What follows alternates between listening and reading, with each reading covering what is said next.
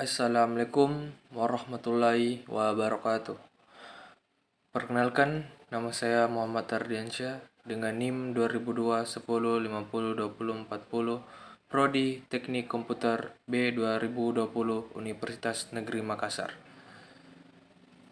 Pada hari ini, saya akan mempresentasikan dengan tema yang berjudul algoritma bunker.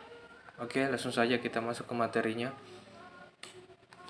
Latar belakang. Algoritma bunker merupakan salah satu algoritma penanganan terjadi deadlock.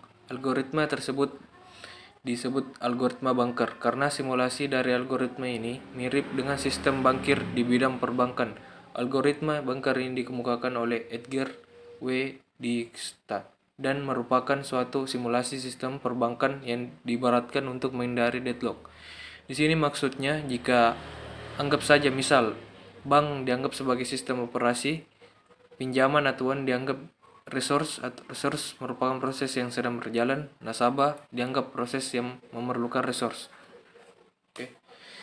Implementasi algoritma bunker. Jadi algoritma bunker ini digunakan agar bank tidak kekurangan uang sehingga pada saat nasabah melakukan penarikan sejumlah uang, bank tersebut tetap pada kondisi safe stage, dalam keadaan aman. Jika nasabah tidak mendapat penarikan uang, maka bank berada pada kondisi unsafe stage, keadaan tidak aman. Maka nasabah harus menunggu hingga ada tambahan uang dari nasabah lain. Nah, jika bank ada pada kondisi di mana nasabah tidak dapat melakukan penarikan uang atau melakukan pinjaman uang, maka di sanalah terjadi deadlock. Intinya agar tidak terjadi deadlock, maka nasabah yang melakukan pinjaman uang harus segera mengembalikan uang pinjaman pada bank dengan tepat waktu. Penanganan deadlock algoritma bunker. Algoritma bunker merupakan salah satu dari algoritma penanganan deadlock. Bunker sendiri diambil dari kata bank plus R, yang berarti orang-orang bank. Mengapa demikian? Karena algoritma ini mengacu pada sistem perbankan dalam menangani jalan buntu. Artinya, algoritma ini digunakan bank sistem operasi untuk memastikan bahwa pihak bank tidak akan kekurangan sumber daya atau resource. Yang tentunya saja dalam kasus bank resource adalah uang nasabah, dan algoritma bunker dikenal dua keadaan stage, yaitu keadaan aman atau safe stage dan keadaan tidak aman untuk unsafe stage. Keadaan aman adalah keadaan di mana bank masih mempunyai cukup uang atau resource ketika nasabah bank melakukan penarikan uang. Keadaan tidak aman unsafe stage terjadi ketika nasabah bank melakukan penarikan uang yang melebihi resource uang yang ada. Penanganannya yaitu dengan mengizinkan nasabah melakukan penarikan uang jika penarikan tersebut tidak akan membawa bank kepada kondisi yang tidak aman atau unsafe stage. Penggunaan algoritma bunker diketahui sistem terdapat 5 proses, yaitu P0 sampai P4. 3 tipe sumber daya yaitu A 10 anggota, B 5 anggota, dan C 7 anggota. Perhatikan gambar sistem pada sebelah kanan teks. Oke. Penggunaan algoritma bunker. Isi metrik didefinisikan dengan met location. Jadi met locationnya itu adalah ABC. Penggunaan algoritma bunker. Sistem dalam keadaan stage aman dengan urutan P1, P3, P4, P2, P0 yang memenuhi kriteria algoritma safety. Misal proses P1 meminta tambahan anggota tipe sumber daya A dan 2 anggota tipe sumber daya C, sehingga request 102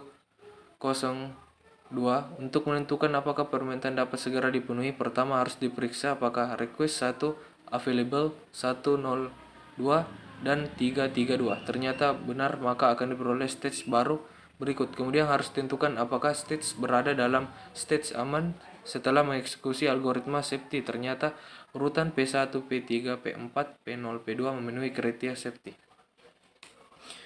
Oke, kelemahan algoritma bunker. Proses jarang mengetahui di awal proses jumlah maksimal sumber data yang akan diperlukan. Kedua, jumlah proses tidak tetap, secara dinamis beragam begitu pemakai baru login dan logout. Ketiga, sumber daya yang tersedia dapat tiba-tiba hilang atau tidak tersedia. Keempat, proses harus independen. Rutan proses yang dieksekusi tidak dibatasi oleh kebutuhan sinkronasi antar proses. Algoritma menghendaki untuk memberikan semua permintaan selama waktu yang berhingga. Keenam, algoritma menghendaki klien mengembalikan sumber daya setelah batas waktu yang ditentukan. Mendeteksi deadlock dan memulihkan deadlock.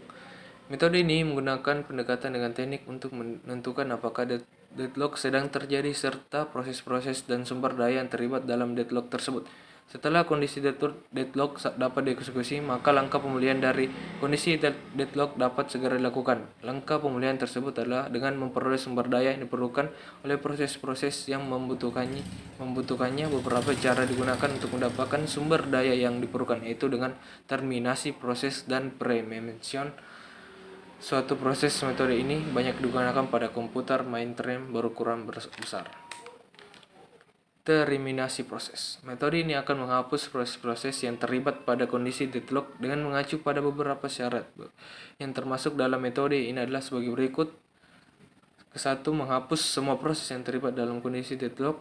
Kedua, menghapus satu persatu proses yang terlibat sampai kondisi deadlock dapat diatasi. Menghapus proses berdasarkan prioritas, waktu eksekusi, waktu untuk selesai, dan kedalaman dari rollback. Resource preemption. Metode ini lebih menekan kepada bagaimana menghambat suatu proses dan sumber daya agar tidak terlibat pada unsafe condition. Beberapa langkah yaitu pilih salah satu proses dan sumber daya yang akan di-preempt. Kedua, rollback ke safe stage yang sebelumnya telah terjadi. Ketiga, mencegah suatu proses agar tidak terjadi pada starvation karena metode ini. Selesai. Oke, cukup sekian dari presentasi saya. Mohon maaf bila ada kekurangan dalam pengucapan. Saya Muhammad Ardiansyah. Terima kasih.